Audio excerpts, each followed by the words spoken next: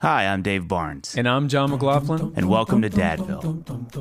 Dadville is a podcast where we talk about life, love, and the pursuit of awesome dadding. It's funny thoughts and deep talks. So please, enjoy your time here in Dadville and enjoy this episode with Chip Dodd.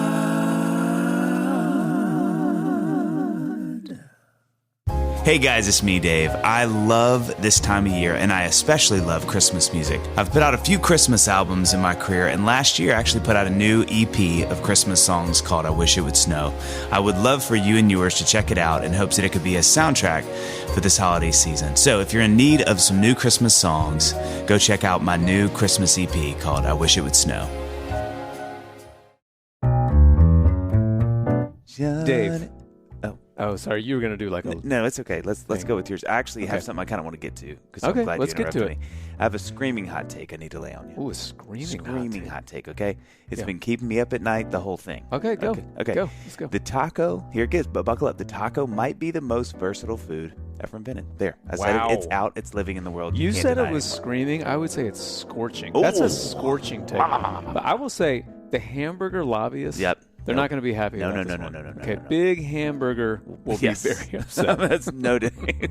Well, wait until they hear about Tacos for Life. Okay? Oh. You see, TFL, that's the insiders. Nice. That's insider trading, is a taco shop on a mission. For every taco, rice bowl, salad, quesadilla, or nachos sold, a meal is provided to a child in need. That is incredible. Here, let me see the menu. Okay. I'm such a sucker for a steak taco. You know that about me. That's Reminds me of the years I grew up in Indiana crafting tortillas by hand at sunrise, Dave. That mural you had painted of you doing it still sits, it's in the bathroom here in the studio. In a little box. I'll get it out. Memories are the cilantro of life, John. You know that. That's always what you said. When you eat at Tacos for Life, not only do you provide a meal to hungry kids, but you also get to enjoy really good tacos. Really good. Look, you had me at cilantro. You know that. Yep. So with over 6,200 kids dying every day from hunger-related diseases, Tacos for Life is out there making a change in the world with delicious craft tacos. Can you believe that they have a crispy eggplant taco? Crispy eggplant taco, Dave? Control. This menu is madness. Yeah. It is madness, John. Whether you are someone looking to invest in a business that makes a good return while also making a difference in the world, or you are someone who wants to run a restaurant where you can be proud of the food you are serving while also doubling down on the impact you're making, Tacos for Life can help you. Visit tacosforlife.com/dadville to learn more about opening your very own Tacos for Life and be a part of bringing forth a world where no child goes hungry.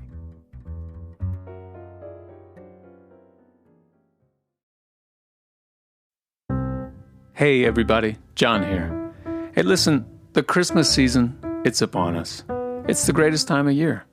And I just wanted to remind you all that I have not one, not two, but 3 Christmas albums out there.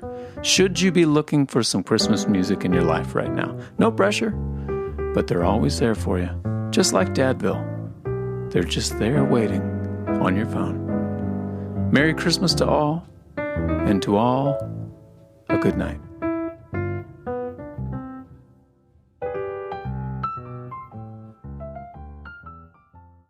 Here, I have a question to start us off with. Oh, come on, John. Because Chip just complimented Dave.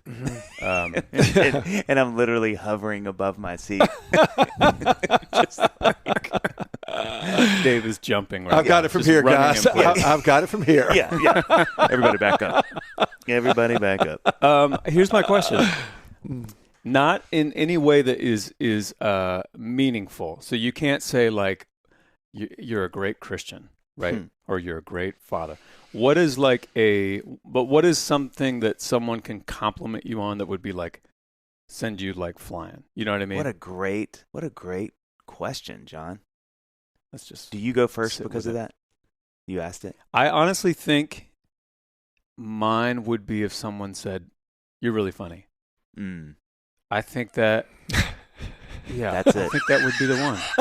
I feel like I tell you that a lot. I feel like I try to. No, I'm not saying that people don't say that. Okay. I'm just saying. Okay. If that's someone the one. were that, if or people could see your face right now, the way you did it, was extremely funny. the tears coming out. No, just that. I'm serious here. If there were someone, I would love that. Like maybe someone in this room The immediate Who I know is capable of that compliment because I heard them. I've got tears. That's good. There we go. I just wanted to jump on that train. Let's look at you. No, but seriously, Listen, he used that He so did. well. He did. I think he's funny. The guy had forethought. I mean, he Oh. said, "Okay, you got this, Dave. Watch this." This is the thing. This is the thing about John's humor because it's almost the opposite of mine. Oh, like for sure. mine is big and parades. Oh, and yeah, color. yeah, and yeah. His is like the guy on the roof. Yeah. With the blow dart. Yeah. And he's just waiting. Yeah. And when I'm the janitor cleaning up after the party. Who just makes a little quip. No one else is there to even that hear. starts singing, and everybody's like, "What is that voice down the hall?" And then you walk in, like, "Is that you?" And like, I sing sometimes. Like, you have a gorgeous voice. Why don't you come join the party? You know, I just love to hear that compliment. He said, like from someone here. Yeah, like, I don't know. Maybe somebody like 6'4". He's already said it. He's already said it once. 6'4" with great teeth. Someone who's a professional. So there's a weight to his words. There's a It isn't weight. just- He's got experience. So I'm curious, Chip. What about you? Like, what is the thing people could compliment you and you would feel like you just get a little giddy? The singing. For real? Yeah. No. Oh my God! I was You had so that locked and loaded. fascinated. Listen, we have a brand new dog. I mean, it's a Maltipoo. And I was singing barely. And the dog comes up and starts barking at me. The dog's like 3 months old. Oh, no. Is that a good thing or a bad No, that's thing a from that's the a dog? that's a bad thing. Okay. Yeah. The 2-year-old said, "Ted, stop it. Stop." I was singing to him. He said, "Stop it." So you go from Come like you're making me humans sick. to canine. Oh, I cannot sing. Incapable. I don't think you guys could even teach me how to do it. I don't think you could work me. Give us Yeah. time. So I sing at church like I do Johnny Cash. I talk the song. Oh. Like, you know, Yeah. God, could you kind of thing. I just it's really bad. That's heaven bound stuff. Yeah. What would be the one thing? Your serious question. Yeah. It can't be like you're a great husband or a great parent or anything like that. No. Okay, so that's off. Yeah. Okay. The things that like really matter, you can't. That can't be an answer. You can't. Yeah. It's got to be trivial things. I do not know. I can't come up with anything. I'll buy you time. All right, you go. Yeah, you go. yeah, because I think have 2 or 3. if you guys knew how much of a words of affirmation person I am, it's almost ridiculous how much, if anybody gives me the slightest compliment in any way, I'm like floating. Yes. One of the things good that I've food, always right? thought it's great good food. food. One of the things that is really tricky about my personality type is I think because I am whatever I am, this people just tend to think like look how happy he is. He's good. And so I laugh about this with my close friends because like when people give me a compliment, I never forget. I know exactly what they said. It is because I think I sort of dupe people into thinking I don't need them. Because it's like I'm this big person, I'm laughing, and I'm having a good time, and I'm happy to be there, and I smile a lot. So I think people just tend to go like, dude, Barnes is good. Yeah, he's good with himself. But the He's minute great. anybody that I know gives me any kind of substantial compliment, it's like my day is made. Yeah. I can see you getting lonely real fast. Oh, I'm lonely a lot, Seth. Yeah, I can see it. Talk more about that. Took a dark turn. I do think, I mean, you know this. You know. What just Yeah. Is Dave crying? Where's his shirt? Why is he in the backyard by himself laying face down in the ground? No, I do, and you know this better, and this is not something we need to talk about, but I think you know this. There is something weird about people. I think that, I mean, one of my best friends sat with me probably 2 years ago and said exactly that. I was struggling with all this stuff, and we were on this long walk together, and we got to the end of it, and I just kind of was like, what do you think about everything I said? He said, it sounds like you're really lonely. And I was like, no, I'm not lonely. I've got 1 million friends. But I sat there and thought about it with him, and I was like, and he kind of said, he's like, I think one of the tricks of your personality, Dave, is that it's really easy to think that you're okay all the time as your friend. And I think that gets you in a lot of trouble because, one, you do love to be seen and complimented and know that somebody's observing you. But two, just that, I think your personality, as much as maybe the hardest, there's a lot of loneliness that happens that I didn't realize that I had to kind of later go, wow, I am lonely a lot, And that's why we're here to talk about me today. Yeah. guys. What was the question? Yeah, what was the question? Okay, so I think you know the one I remember the most, and this is more than trivial, but just song stuff. Anybody hears a song of mine and just points to a specific thing. So not just like, man, I really like that song, but like, man, you know what I think is really cool in that song is that you do this there. That is always huge. Well, there's like a subset that I would ask anyone in their profession. Yeah. Like with musicians, I'm always like, what are the tiers of like, if someone could either say like, man, you're a great singer, you're a great lyricist, you're a great guitar player, or whatever. Like, what's the you know priority within that? Yeah, that's good. Yeah, did that buy you enough time, Chip? Yeah, you did. In fact, I was thinking about Actually, I got stuck back on the loneliness piece, but I think that the ultimate affirmation for me is that he finishes. He starts, he finishes. Wow. And we used to do this thing in treatment, the Badlands, and I would use this metaphor, but it was a real life living thing. I said, I'm going to take you across the Badlands because you can't get across by yourself. Yeah. And the number of times that it's like I finished the job. It's like that man's tough. Wow. That man will take you there. Wow. And he will not stop. Wow. That's a really cool thing to hear. What is which layer is deeper? That he finishes or that he's tough? Both. They're both. He's right tough there. enough to finish. He will not stop. Yeah. Yeah. I think that's like the bigger one. Big one. Yeah. And I work out alone. I mean, I work out at a gym sometimes, but I don't work out like on a team workout. And very privately, I used to work out at the stadium or MTSU, even if I had to sneak in. And I'd run the stadium steps. Then there was a tractor tire, I would flip it, and then I'd run sprints. It's like joyously. But I mean, that was like a severe workout. And I would walk out like, you bet. And no one would know if you No didn't. one even knew. Yeah. Sonya would. They was just like, how was your workout? Good. It was like, no one would know. Yeah. It's like, that's mine. And nobody knows how tough I am. Isn't it? I do want to say, I think to your point about the loneliness thing, isn't it interesting that there's a book I read, True Companion. The guy does a phenomenal job kind of addressing this, but how even in marriage, loneliness is inherent to the human plight. Yeah. Like no matter how close you are to your friends or how close you are to your spouse, you're going to be lonely. For sure, no matter how much. Isn't that fascinating? It is. And Dave, you really are, and John, I don't know you as well, and Dave comes out with it like a torch. I mean, he's like shoo, yeah. Which is great. But you really do, in your giftedness, and John's giftedness, my own, you do express the glory of God in your giftedness. And so it's like a gift. And you love to display it. And yet, and when people affirm that gift, they're saying, God made you right. But you can't ever get enough of the rightness of it because it's like heaven made, and you're heavenizing earth, but it's like, but it's still earth. It's like, because it's the joy. It's like you love to be in your gift. I do too, and John does too. And when we're in our gifts, it's like it's a lovely place, and because there's no way that gift is going to fix life or fix us, it's always lonely. You remember Janis Joplin, right?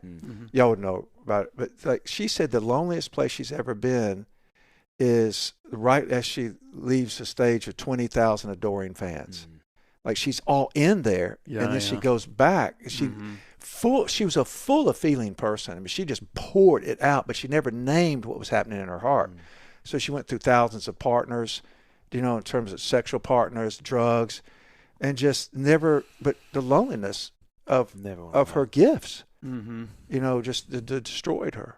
Well, that book was, and I'd heard some iteration of this, but Al Andrews actually recommended the book to me, and he just does such a good job of illuminating, especially in a marriage, like how if you are looking for companionship that alleviates your loneliness, you're coming at it wrong. You have to really understand you're always going to be lonely, even in this companionship. Yeah. And only then, I mean, obviously that's when God becomes paramount, and you talk about the Holy Spirit. And even lonely with God. Even lonely with God. We're lonely for ourselves. We're lonely for others, and those others vary. We're lonely for God, and we're also lonely to create. And we're born with eternity in our hearts, but we don't live there. So we're going to be lonely until we're completed, truly completed, which is desires fulfilled. Well, that's something Stephen helped me with, is that idea. Literally exactly what you said. He's like, whenever you feel that loneliness, You're made right. Think about these three things. You may need to be with people. It may be that you're like, I just really need to be around some people and feel like I'm a part of a community. 2, you either need time with God and feel connected to God to help with that, or you need time with yourself, which is really Solitude. Interesting for me, because I'm always like, it's always That's where your creativity is, though. Yeah, it's in spending some time with Dave. Right. And so I think, and quickly sharing it as quickly as you can. When you find some Dave, you go, you know what I'm saying? You want to get it checked out. Yeah. Because it's a new idea. It's a new creativity. Yeah. So we're coming to smoke. So one of the things, but that's what Stephen taught you is straight out of the voice of the heart. I mean, it's like when the voice of the heart was written, it came out in like 2000, and before the voice of the heart, there was almost, to my knowledge, there's nothing. There's almost nothing in the literature and psychology and counseling and Christianity. There's no feeling thing anywhere. And since that book, it turns out it's a seminal book, and the expansion of the feeling world has it's everywhere, and it's like, it's taking us to bad places too, but it's still it's out there. Well, one of the things, so we segues. had you. Look at that's this. Segues. One of the things that we had so much fun with you last time we were here. Yeah, it was great. I enjoyed it. I don't think we've ever had a return guest so quickly. No. Oh, really? Like you were here 3 weeks ago or so. Yeah, I just don't have much to do. Yeah. But you were just here this morning. Can you come later? Said, oh, sure, no problem. Yeah, man. Actually, I've been in the front of your house. Right? I did a work this morning with someone, and I'm driving to Asheville, North Carolina this afternoon. But I wanted to, I really enjoyed it. Well, it's because we got to the end of the notes, and I realized we had just done about half of the questions we had for you. So, okay. Yeah. But one of the things that I wanted to tell you to and they were Dave's half. They were, John. I kept looking at John throughout the thing. You got your 5 minutes, John. He was squeezing my head with his fingers from across the room. But I did. At the very end of it all, you said, John, do you have anything? Yeah. And he was Dave, like, I actually do, Dave. I do. Chip, what are you doing in 3 weeks? It's so true. I walked across the street for this. Yeah. He says that a lot, sadly. But one of the things that I wanted to at least kind of start with, I had such a cool conversation with a dear friend of mine at church last night, and he said he had heard our episode. And he's like, I just didn't know about the 8 feelings. He's like, I did not know about that. And he said, like, I think this week. Yeah, we didn't talk about Well, it. we did. We kind of introduced them. Yeah, But I thought it was really interesting how he's one of the wisest people I know, wonderful, godly man. He's a doctor. And I thought, isn't it interesting that so many of us like, I didn't know about it until, years ago. I didn't either. And so I think, one, it's amazing. I think he said a couple times this week, he's like, I've been able to use it, and it was just incredibly helpful. And so I think one of the things that I kind of wanted to re-engage with a little bit is, could you, for people who don't know that, I mean, and you did a great job introducing it last week, but I think for people who maybe heard it on the podcast last time or know a little bit about it, like, how do I, especially maybe as an adult, how do I sort of introduce this discipline? Like, how is a way to think about this? Great question. When I had the treatment center, the number of times over the years when there's a guy that a lot of people know, different people, but the number of times I've heard these extraordinarily well-educated people. I mean, look, doctors are the most usably well-educated people on the face of the earth. Musicians, yeah. Keep going. And tough as nails. I mean, you've got to be tough to just stay focused and continue to face blood and boredom both, and to stay in it. And then these guys, if they're not moral out of a spiritual purpose, they're moral out of perfectionism. It's like, I'm going to succeed. I'm going to save this life. And so they have all of this capacity and capability and abilities, and yet the number of times I've heard them say, where has this been? Where has this been? And so even studies have shown that a lot of times they'll start out in medical school with empathy, and by the time they're out of medical school, they've lost it. They've lost empathy, even the capacity to care for themselves. So Really? Yeah. So this What's the reason for that, you think? it's driven out of them. It's like the focus on the figuring. Like if you need a like they'll tell the spouses a lot of times, like if you need a spouse, get a dog. If you need a friend, get a dog. In other words, your spouse is gone. Yeah. And so shut up, toughen up, and get it done. And so residency's changed quite a bit over the years, but to allow more recognition that we're relational creatures.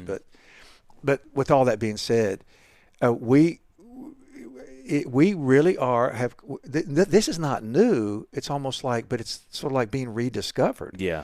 There's nothing new about this. This is ancient reality, ancient truth, that we're feeling creatures who have a spiritual component, a spiritual recognition within us, and we're made to live fully. But we can't do that except through relationship with ourselves, others, and God, and then creativity.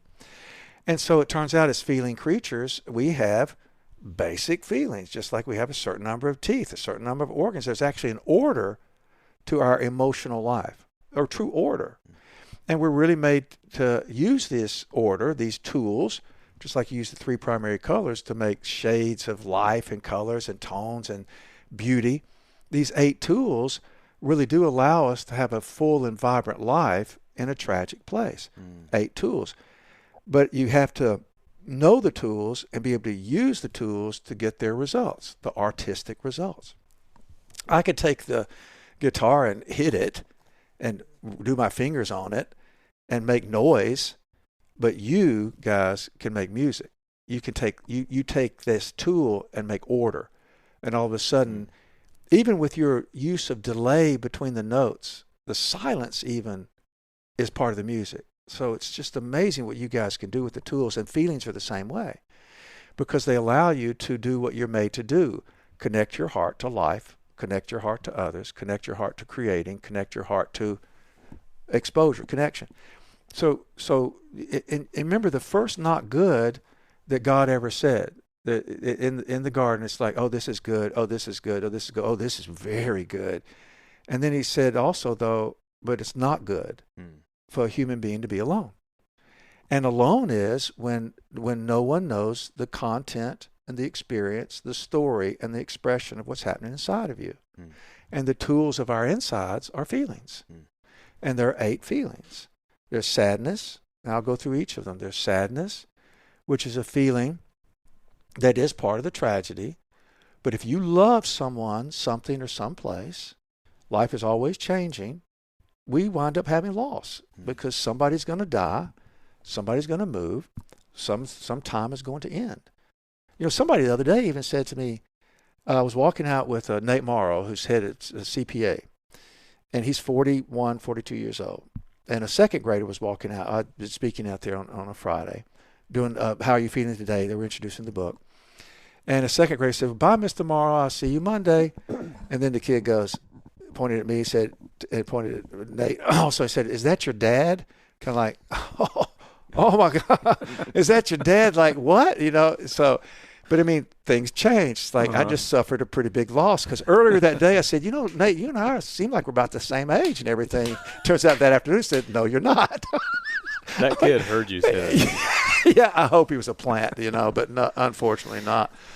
So anyway, but sadness is a feeling that allows us to recognize our value for life, because we grieve when we lose what we're attached to, and we need comfort.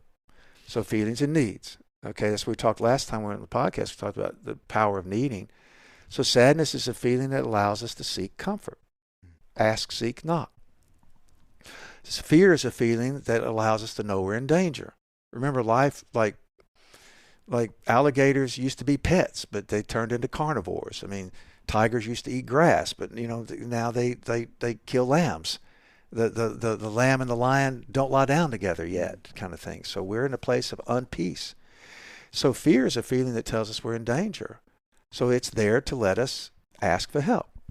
Instead of asking for help so often, instead we try to overcome our fear and silence it rather than use our fear to learn how to live life. So fear is a feeling that brings us to trusting others, brings us the wisdom of knowing when. So learning fear and being good at fear makes you wiser, makes you stronger, makes you more dependent and dependable. Like you know who to go to. Like the sign in It's Wonderful Life said, ask Dad. When little George Bailey was in trouble, he just, I'll run to Dad and find out. His fear took him home. And then loneliness is a feeling that speaks to everything what we're made like. I'm lonely for living fully, and I do that in relationship. But then we have to, if we learn loneliness well versus avoid it, we become discerning and discriminating. Like sometimes I really do not, I love Sonia. I mean, I've been in love with her, fortunately, for 30-something years. And yet there are times like I don't want to be with her. I mean, I like her, I love her, but I've had enough. And she even said, I'll never get enough of you. During COVID, she said, I used to say that. I've had enough of you. I've hit my quota. Like, really? You've hit your quota. Yeah. You just fast-tracked a few years. And it's like, But I need to be with a best friend. And sometimes I just want to hang out with dudes, like no best friends, just dude talk. Like, and it's nothing, means nothing. You leave with nothing except it's hilarious. So you're fun, you're done. Yeah. But then I want to be real again, or I want to be serious again. And it's like different levels, different people. Mm-hmm. Sometimes it's God. Sometimes I really just I'm lonely to sit with me and wonder. And I can't just sit with me and wonder sometimes unless I'm by myself, which means you're never by yourself, because once you start wondering, you're talking inside to something. So you're connecting to life / ultimately truly God. So loneliness is a feeling that brings us to friendship, brings us to intimacy, brings us to being with others. So loneliness is actually a blessing. But boy, it's painful. It's the not dealing with it that kills us. Loneliness kills. I mean, it really does. It creates heart disease. If you're not known from the inside out, you live with your blood pressure higher than other people's, and which is cortisol, which forms plaque, which forms heart disease. I mean, there's studies. It's the medical consequences of loneliness. So knowing and naming our feelings, feeling our feelings, telling the truth about them, and handing them over to the process of how we're made makes a difference. Mm-hmm. And then we have hurt. Hurt is a feeling that says that I'm in pain. Dave. Oh, sorry. You were going to do like a... No, it's okay. Let's go with yours. I actually have something I kind of want to get to, because I'm glad you interrupted me. I have a screaming hot take I need to lay on you. Ooh, a screaming hot take, okay? It's been keeping me up at night, the whole thing. Okay, go. Okay. Go. Let's go. The taco, here it gets, but buckle up. The taco might be the most versatile food ever invented. There. I said it. It's out. It's living in the world. You said it was screaming. I would say it's scorching. Ooh. That's a scorching take. But I will say the hamburger lobbyists... Yep. They're not going to be happy about this one. Okay, Big Hamburger will be very upset. That's noted. Well, wait until they hear about Tacos for Life. Okay? Oh. You see, TFL, that's the insiders. Nice. That's insider trading, is a taco shop on a mission. For every taco, rice bowl, salad, quesadilla, or nachos sold, a meal is provided to a child in need. That is incredible. Here, let me see the menu. Okay. I'm such a sucker for a steak taco. You know that about me. Reminds me of the years I grew up in Indiana crafting tortillas by hand at sunrise, Dave. That mural you had painted of you doing it still sits, it's in the bathroom here in the studio. In a little box. I'll get it out. Memories are the cilantro of life, John. You know that. That's always what you've said. When you eat at Tacos for Life, not only do you provide a meal to hungry kids, but you also get to enjoy really good tacos. Really good. Look, you had me at cilantro. You know that. Yep. So with over 6,200 kids dying every day from hunger-related diseases, Tacos for Life is out there making a change in the world with delicious craft tacos. Can you believe that they have a crispy eggplant taco? Crispy eggplant taco, Dave?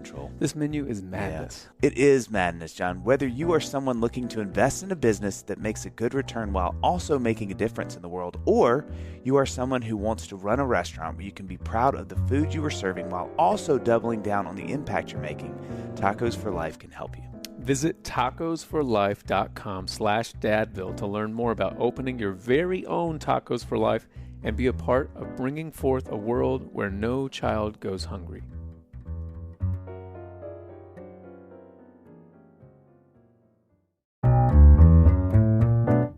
Dave. Okay. Oh, Yeah. I thought you were going to get louder, and I was No, going to no, I was going to quieter. a little bit louder now. I was kind of doing that. Yeah, we nailed that. Yeah. Hey, Dave. Yep. Listen, Yes. I was up all night. Okay. And I mean all night Oh. because I had a question You for look you. great. I can't tell. Thank you. That I would assume that's a biggie then. Yeah, but what It's do a you got? biggie. What Here do you goes. got? Okay. Mm-hmm. Did you like playing with fire as a kid? Oh, what? You know, like, did you like playing with matches or candles or campfires or whatever?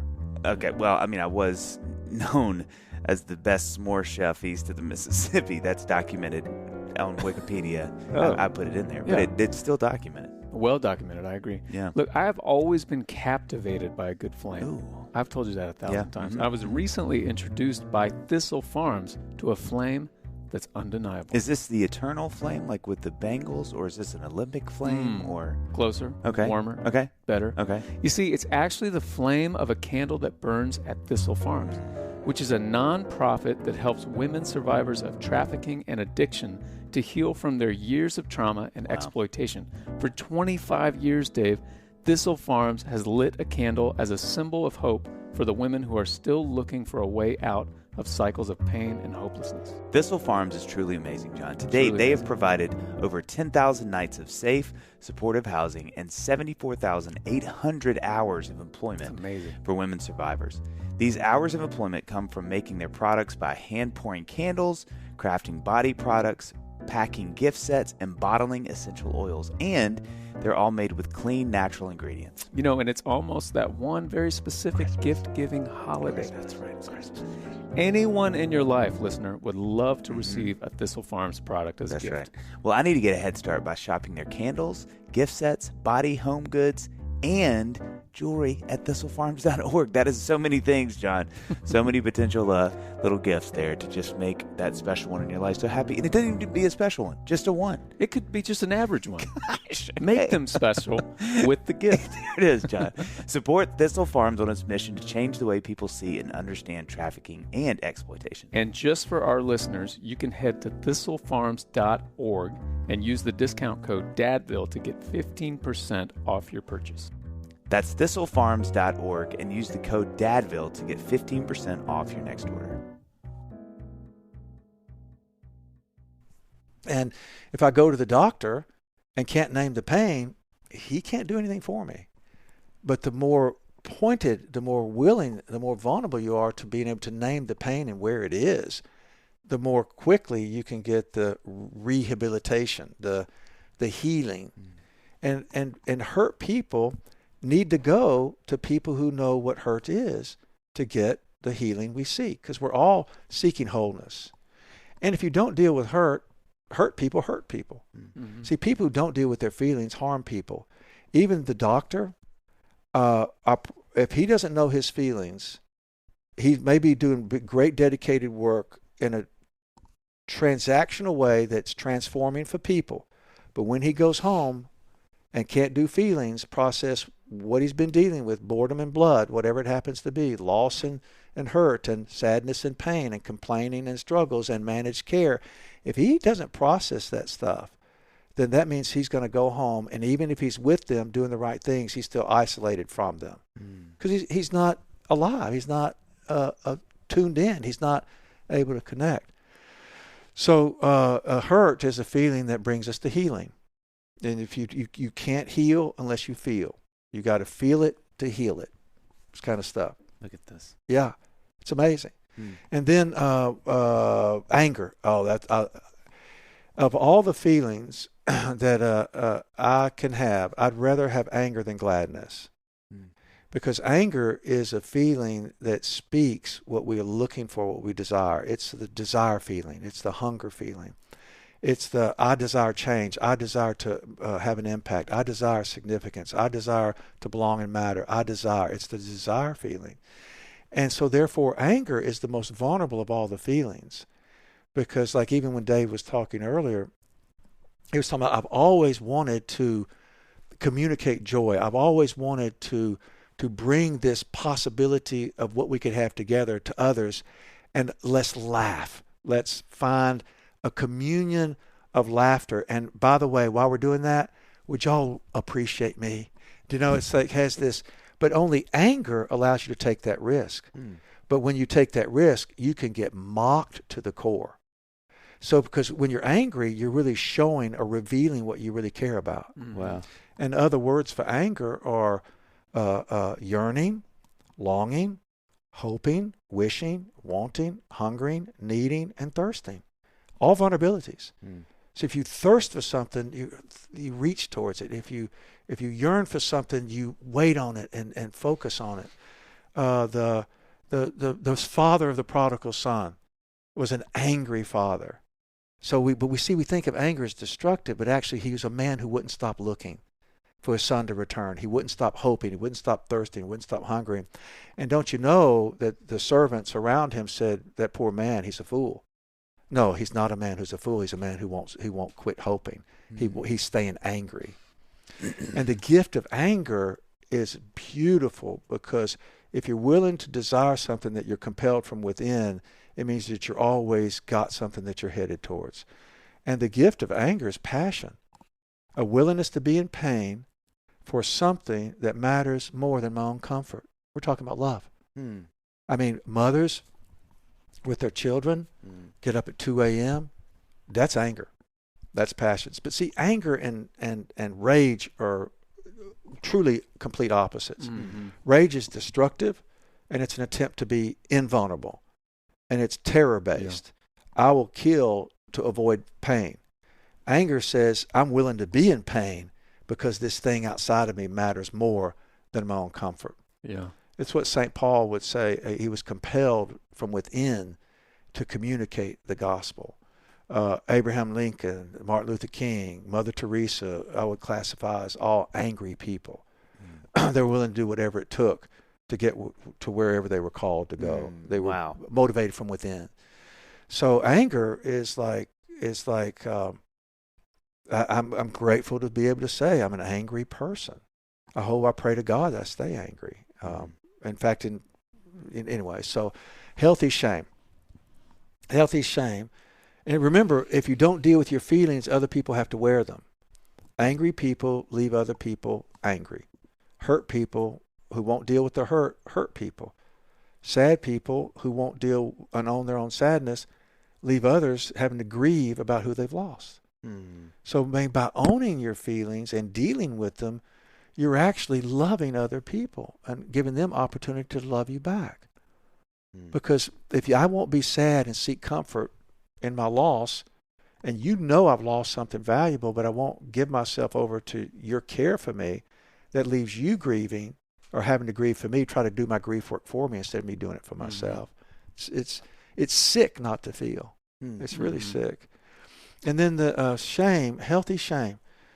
Healthy shame is actually the gift of dependency. Little babies and little children have zero toxic shame about being in need, about raising their hands and asking questions, about saying, I want to eat dessert first because I like it. I remember my youngest son, we were at a soccer game with my older son. He's 3, and he climbs up on a rock, and the next thing I know, he's peeing off the rock. Like, okay, a little shame wouldn't hurt, a little toxic shame. He's just doing what all the guys want to do. Yeah. And then before you knew it, a bunch of the dads were like, let's do it. Oh, my gosh. Let's you know affirm what? him. Let's affirm him. Yeah. My brothers lonely. and I thought he was just practicing what exactly, because my brothers and I, after we would take a bath, we would climb up on the counter, all 3 of us in the bathtub with little bitty squirts, right? We climbed up on the counter and see if we could pee all the way across into the bathtub water. It's like, yeah, we all just like, it's like, oh, my mom, poor mom. So she was just glad for us to be in the bath. Right. This is reminding me of elementary school. Like at school, the line of urinals and the boys, and you would just back up. See how far away you could get. Who could back up the furthest? I was always a great shot, You can't help it. Throw something in the water and shoot at it, right? Yeah. Anyway, healthy shame. Let's go back to healthy shame, right? But healthy shame is the comfort of being able to depend that we get toxically shamed out of. See, healthy shame is consciousness, and it's also where we get conscience. Like like, gosh, I'm human. I have sadness. I have hurt. I have loneliness. I have needs. I make mistakes. So do you. I don't have all the answers. Do you know how to answer this? Will you help me? All that stuff. And then when we start to recognize there are other humans in life, when I see you experiencing what I can relate to, I'm going, oh, gosh, they're like me. So, and if I step on your foot and you go, ouch, and I can remember, oh, ouch hurts, then all of a sudden my consciousness becomes conscience. And it's like, oh, I did something and you feel hurt about it. And I'm sorry, because care for me, I'm actually, believe it or not, healthy shame allows us to recognize do unto others as you have them do unto you, even as little bitty children. Because we're able to see another's pain, and because we know pain ourselves, fear, sad, hurt, lonely, anger, we can recognize others. So healthy shame leads us to humility. Like, I'm made out of the same stuff you're made out of, and we're all made out of dirt. Turns out it's stardust. I mean, we're all carrying around image bearers of God within us. We're image bearers of God. So healthy shame is that recognition that we're all made the same. Toxic shame is contempt towards myself for being dependent, for needing others, needing God. So I hate myself. I have contempt. I'm weak. I'm pathetic. I'm sickening. I'm disgusting. I'm unlovable. I'm incompetent. I'm inadequate. I'm no good. I'm not worth much. I'm worth less than others because I'm dependent. So we start running from our dependency. And when you run from your dependency, you run from all the other feelings too. Can I ask you a quick question in that? Why do we, not me. Not you. Yeah. Not me. You're speaking for that guy. That guy from church yesterday. Let's say Chad. It's just for a fun name. Yeah. You're bravely speaking for all of us. Yeah, thank you. Why do we shame our kids? To protect them. Huh. I mean, as sad as it is, it's that we know how the world works. And if our child winds up crying at school over somebody catching them, sending a note to somebody, or they cry at school because they didn't win a game, they lost, and then somebody's going to make fun of them for crying, and then we don't want our child made fun of to get hurt more. And their feelings, if we're not good with knowing being human, their feelings trigger our sadness, our helplessness, our powerlessness. So we shame our kids to protect ourselves, to protect them. And then, and then we slowly lose our kids' hearts because we don't have enough heart to show up in life, because we don't know what to do to handle things, because we don't want to be embarrassed either by going and telling Johnny's daddy that your little kid's a punk and you need to quit. That is fascinating. Oh my gosh! So it's like just shame them and just shame them, make it easy. It'll help them later. They can go to therapy later and deal with it. It's just like, come on. But we shame them tragically to protect them, because we learned how to endure life in so many ways, and our wounds really do become their wounds. If we don't address them. In other words, if we don't feel our feelings, tell the truth, do our healing work, our wounds become their wounds. And that's where my wounds in my sons came from, my wounds unfinished, unaddressed. And it's healthy like shame allows you to do it. Cheaper way to protect them. Yeah, quick and easy. So that we don't have to experience what they're experiencing. Yes. So we can keep them from life, which really means try to keep them from feeling. Yeah. And we really need to just teach them how to do feelings, which is a longer run game versus, like you said, the quicker solution. It's like a microwave oatmeal versus taking time to make a true meal, And then guilt is a feeling that we have whenever we've done something that really harms ourselves or another. I mean, it's really going against a real value system of not doing unto others as you'd have them do unto you. And guilt allows you to say, I'm sorry. I mean, it's beautiful. I mean, that's where we talked last time where the 40 minutes can make 40 years evaporate. It's guilt. That's fessed up. Fessing up means like I admit that I am human, and being human means I can make mistakes, and these are the mistakes I made, and these are the things I'm sorry for. And I wish I hadn't, but when I did it, I wanted to even, and I'm sorry about that. And yet I'm asking you to re-enter relationship with me if you're willing. Because it takes walls down, and it asks for walls to be put down, both people's. And then gladness, believe it or not, it sounds so crazy, But gladness is a result of being good at the other 7 feelings. It's wild. It's the very thing we seek, we try to get without having to do the 7 other feelings. Right. Because everybody says that how come there are 7 negative ones and only 1 good one, when actually they're all gifts that we've been given that allow us to thrive, live fully in a tragic place, because they connect us to others who are also brave enough to admit that they're in need. Mm-hmm. So really and truly, upon awakening in the mornings, I think one of the greater things we can do is put the feeling sheet down in front of you. Needs of the heart, is there like about 15 needs?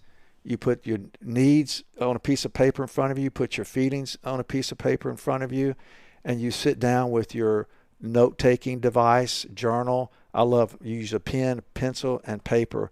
And then you, dear God, this is where I am, because that's the first question God ever asked, and it's the question he never stops asking. Where are you? Where are you? Because he's an omni-relational God.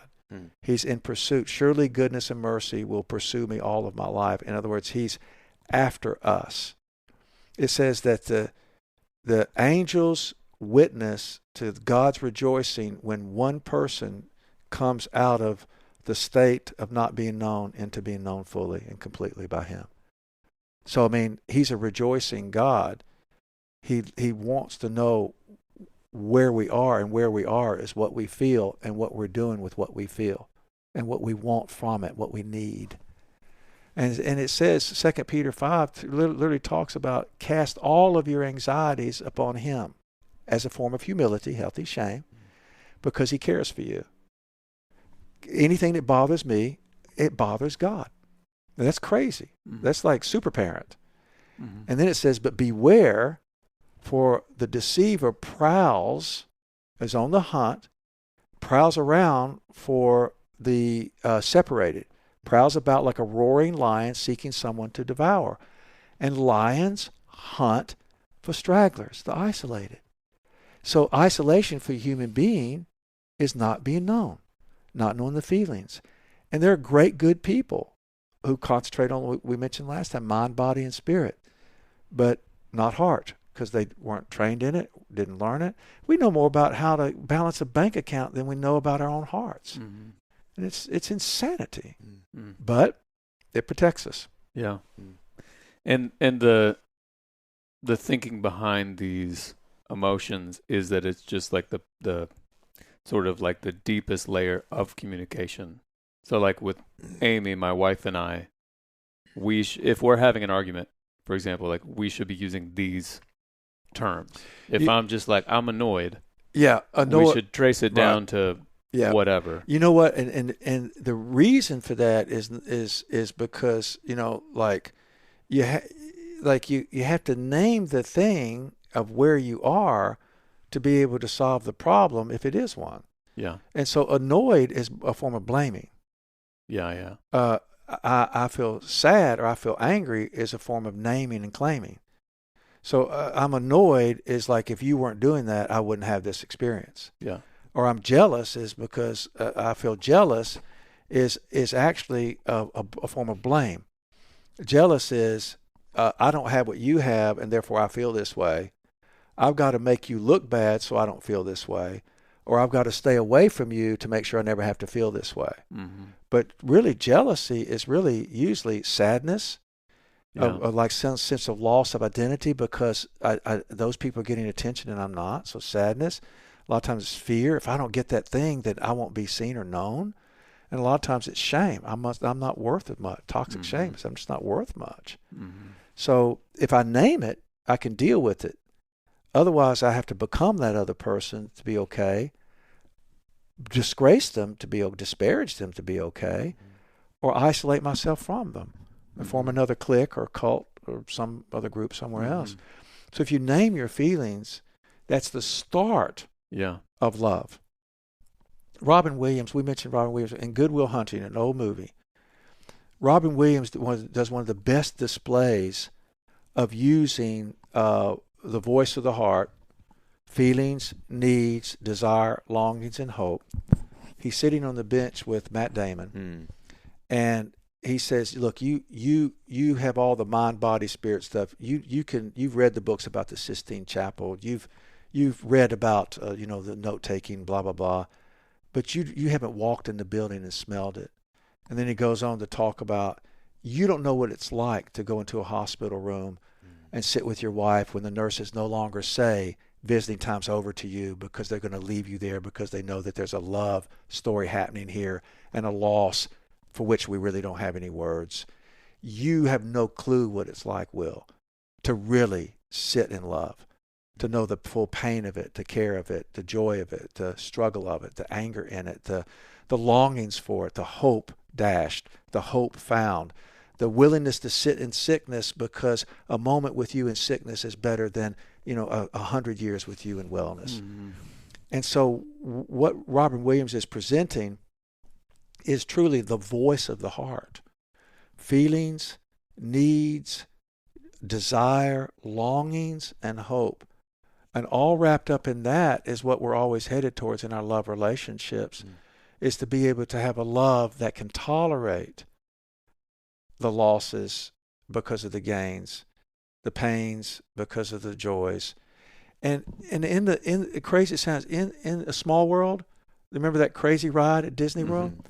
There's a line, it's the most profound line. It's a world of laughter and a world of tears.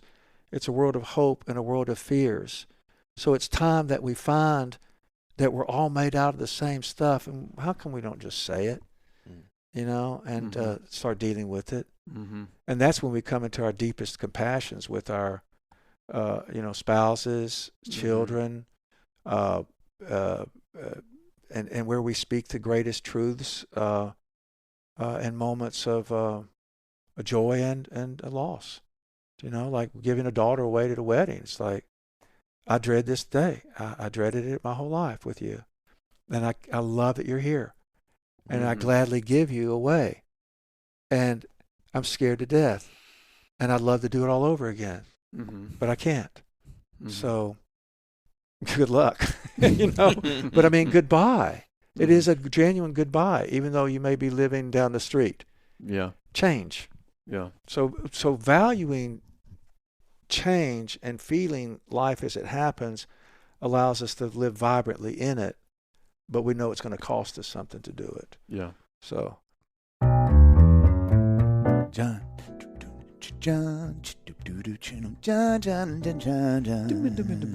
Hey, Dave. Oh, that's really good. Yeah, okay. Thanks. I need to change a little bit of the mood here because I've got a problem. Oh, you do? Well, hey, I'm always here for you. Lay it on me, brother. Well, okay. I'm sorry, I get excited. I start talking before you even finished, and I know that's a problem in our friendship, and I'm working on it. We have problems. Okay, I'm working on it. Go ahead. I'm trying to find a gift for the kids that they won't get bored with, and not just a day, but maybe 15 seconds after they've opened it. Dude, this is tough. Yeah. Okay, and what a coincidence that today's sponsor, KiwiCo, can help you with that exact problem. I say they can even solve it for you. You always come through, John. Yeah. That's why I bring my problems. That's right. Bring it, because KiwiCo knows a thing or two about delivering fun for all ages. And they're here to help you give awesome. Okay. With a KiwiCo subscription, you're giving so much more than a toy. They'll get a season of discovery and experiences delivered straight to their door. Now we're talking, Dave. Now we're solving. Now check this one out. The Record Racer. Okay, it's a spinning circular racetrack complete with a potentiometer, Dave. Oh, I'll say that again. Yes. Potentiometer. For the people in the back. That lets you control the spinning speed. Steer your car across the spinning track using a linkage mechanism and magnets. Okay, all right. Yeah. I might nab that one for myself, honestly. Each box features new projects every month, like discovering the science of magic, engineering a domino machine, and more. Yeah, KiwiCo does all the legwork for you. So you can spend quality time tackling projects together. With 9 different subscription lines for different ages and categories, there's something for every kid. Give awesome this holiday season with KiwiCo. Get your first month of any crate line free at kiwico.com/dad. Do you know what my favorite kind of dollars are? Free dollars. That's right. That's your first month free at kiwico.com/dadville.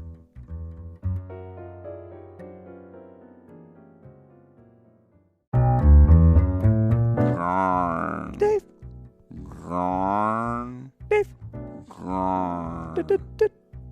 See, I went really slow. You went low. You went fast. You went low. I went high. And I went slow, and you went Sly. That's why it works, John. That's why it works. That's why oil and water. It always works. I don't what? think that's actually Dave, listen. what that means. Yeah. By now, you and the rest of the world are well aware of my reputation in the coffee influencer space. I knew you were going to bring this up. Yep. I mean, some might call it a phenomenon. Yeah, no, I get that. It's Right? nothing. I've never seen anything like this before. I mean, I've thought about this so much, which reminds me, what's a good beverage to pair with the Christmas season? And don't you dare mention eggnog, John. Don't do it. I won't. Well, Okay, look, thanks. you came to the right place. Okay. Obviously, my first thought and only thought, methodical I knew. coffee Christmas vacation What? blend. It's Christmas vacation. It's the blend. Oh my God! I knew it again, John. You come through. I Yeah. depend on you. You show up. I and show you up deliver. every time. Every and time. I show up with coffee. You do. Look, the Christmas vacation blend from Methodical Yeah. is a blend. It So is. if your cousin Billy likes a dark roast and Aunt Mimi The wants something classic lighter, right? Aunt Mimi. This could work for everyone. Here, I got a cup right here. I'll take it. There you go.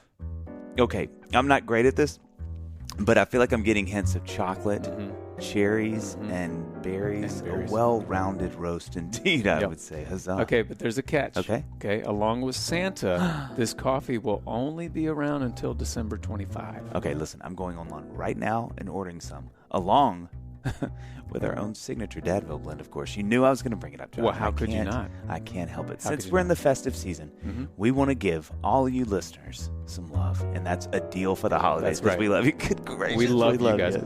So visit www.methodicalcoffee.com for more information and use the discount code DADVILLE for 10% off your first order. That's 10% off your first order at methodicalcoffee.com and use the code DADVILLE. So those are the feelings. There we go.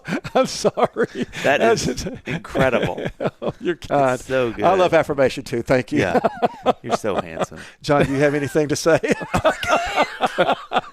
You can affirm me now. You are so tall Yeah, okay. and so strong Thank you. and so wise. Dude, and you are really good. You're funny.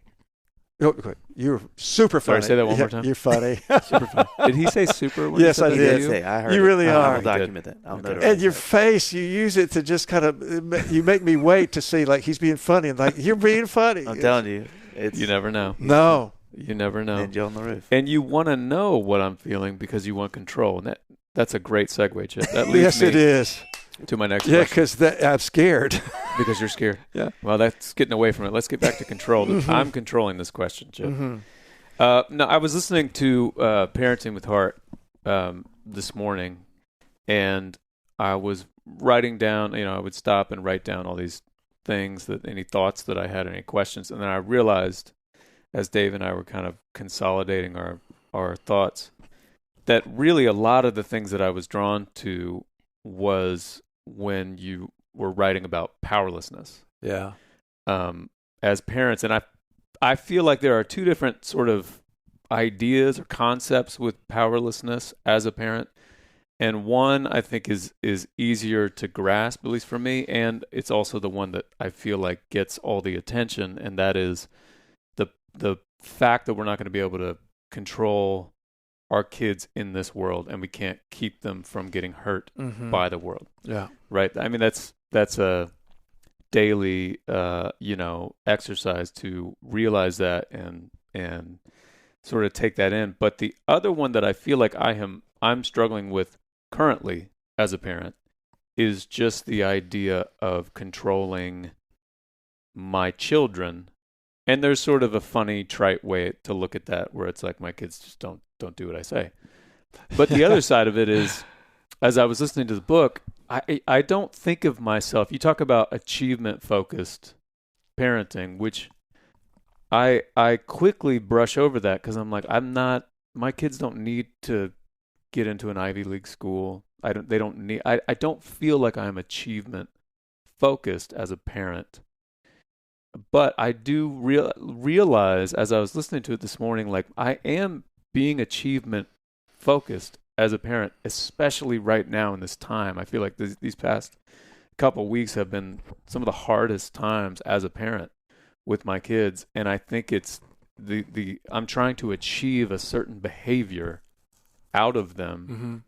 And so I just wanted you to talk a little bit about sort of that heart focusedness, that idea that I think a lot of parents out there, if they're like me, we find ourselves as parents trying to get our kids to behave a certain way.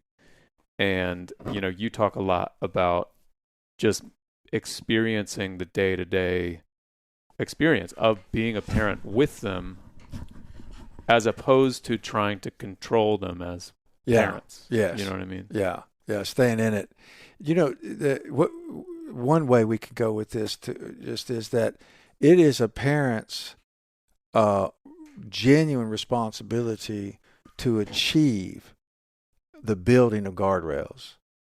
I mean, that if you don't build guardrails for your children, it really means you don't care about them. So, I'm all big about making sure your child keeps heart, that they have a place to come to where their hearts are safe being expressed with you. Yeah. Right. So you talked about that drive-in with your son, and he asked you if you were mad. Oh, yes. And he had the freedom to ask you. Yes. Exactly. So we don't want our achievement to be squeezing them between the connecting doors of hotel rooms. You don't want to squeeze them between 5 and 5. But my kids are good. They don't have any feelings at all. Right. They just do what I say when I say do it. So they're little automatons, which means they're terrified. I know that's not the right way, but wouldn't that just be great? That is. If I could just have a week of that. Absolutely. But the problem is you're treating them like people. And that's a big issue, that whole thing. Yeah, they have voices and they think they can vote, and they're not old enough to vote. Yeah. But, hearing their hearts does not mean that they have permission to have their hearts fulfilled in the way they want it, when they want it, as they want it. Okay. Right. So one of the biggest things that guardrails teach is delayed gratification. In other words, the ability to wait, the ability to hear no, the ability to not yet. Well, so they start crying over you saying, well, I want to go so-and-so. You said we'd go so-and-so. Well, sorry, son, I'm really sorry. It's not going to happen today. I know I said we would do it. Some things got in the way and we have to delay it. Okay. So but you lied to me. Okay. So it's like, no, I didn't lie to you. And I hear that you're angry, and yet it's not happening today. And then he says something else, and you say, well, it's not okay the way you're talking to me. I'm sorry you're, angry. I'm sorry you're hurt by this, and I'm sorry it's not going to happen today. And no, you can't talk that way to me because that's harmful.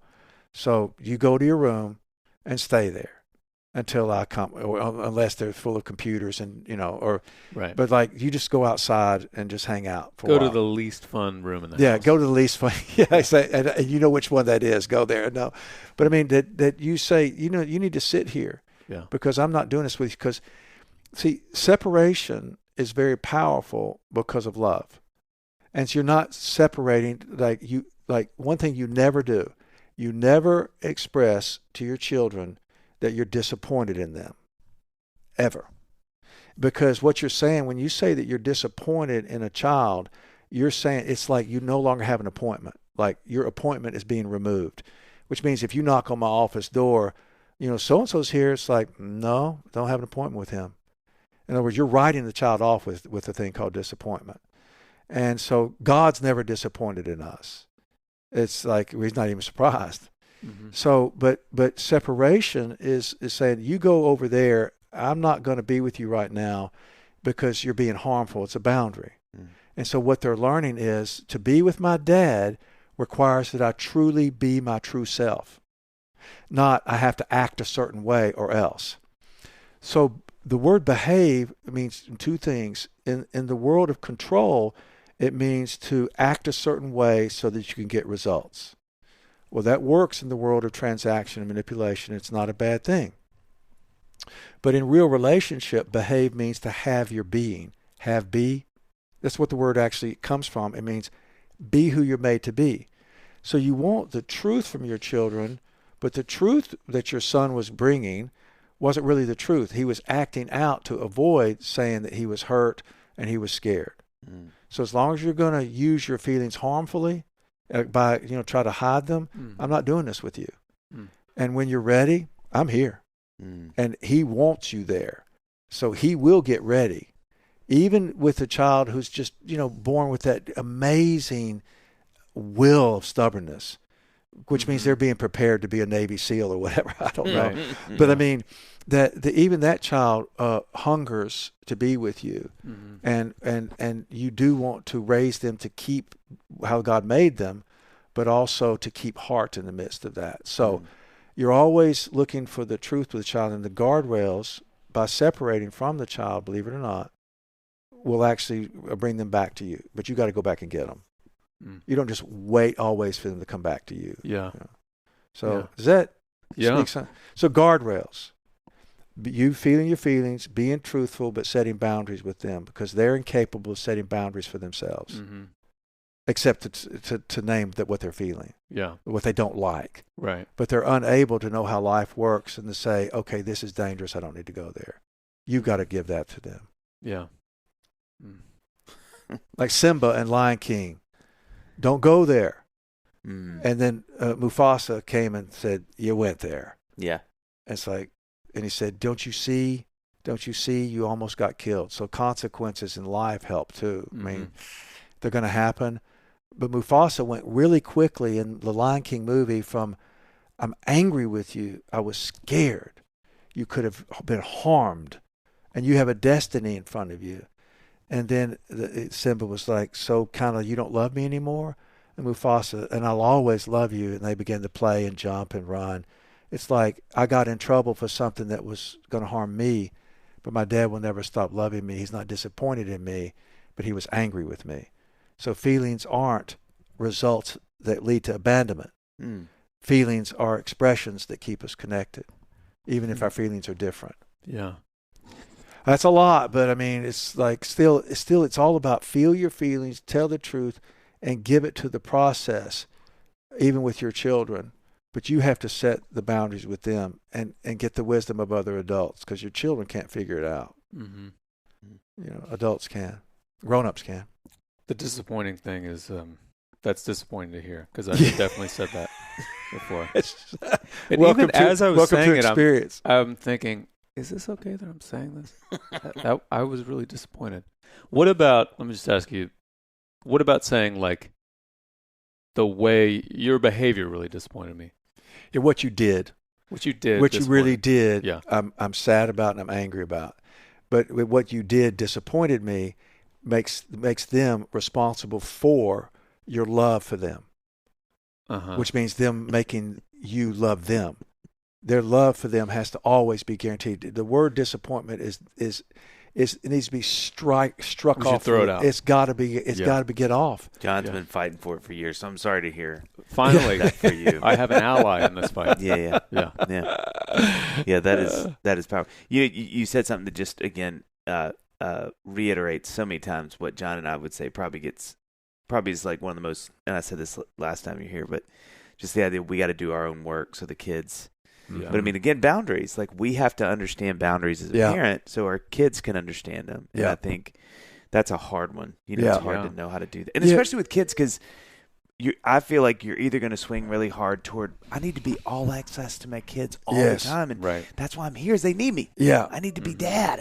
Some 1950s dads are not bad guys. And those 1950s dads, pretty much, they didn't play with their kids at all. Yeah. They came home, read the paper, hey, you kids, how was your day? So some of that self-care that they took as sort of like an assumption needs to be part of our lives too. But we want to raise our children to trust authority. And authority really means like an author, someone who has words. We want them to listen to our words so they can have a good life. And the word listen, believe it or not, is the root of the word obey. The word obey really means to listen, literally Latin, to listen. And Shema, obedience in the Old Testament, means to listen. And what a child is listening for is love and listening for life-giving things. So when a child trusts that the author, the word giver, is seeking their good, then they will listen for those words and take them in and do them. In other words, obedience comes from healthy authority, which seeks the good of the other. And that's what your children are always believing. You're seeking their good. So when you say, I'm disappointed in you, it's like, I must be bad because my dad seeks my good. Yeah. And so when we're saying we're disappointed, the truth is we're seeking our own control rather than their good. Yeah, John. Yeah. Because we're threatening them. So I've done it. I'm I've done disappointed it. in myself. I'm disappointed in me too, and I'm disappointed in Dave too.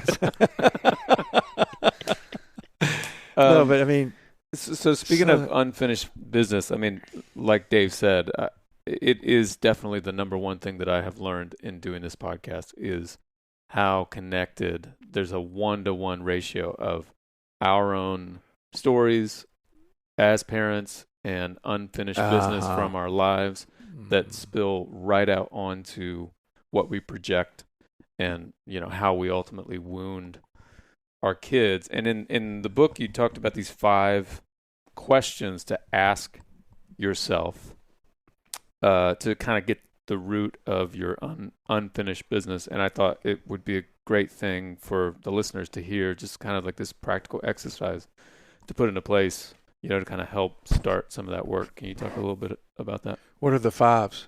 What are they? So number 1 is... That's been a long time. I know. I was going to be impressed if you could just. I like that he set you up, though. He's like, let's see if he still got that. Yeah, like, John, you're going to say them, You're right? like, yeah, totally. 1. No, number 1. Love the Lord With all your wife and and kid. heart and kid. No, the first one was write down the 10 most painful, shameful life events. Yeah, so that's you stepping into your own things that you spend your life not having to feel about. Right. Yeah, right. so there are things you couldn't control, things that happen to you that render you helpless, regrets and risks that you took that failed. So it's in the territory of like, I really wish this hadn't happened. And a great example of unfinished business.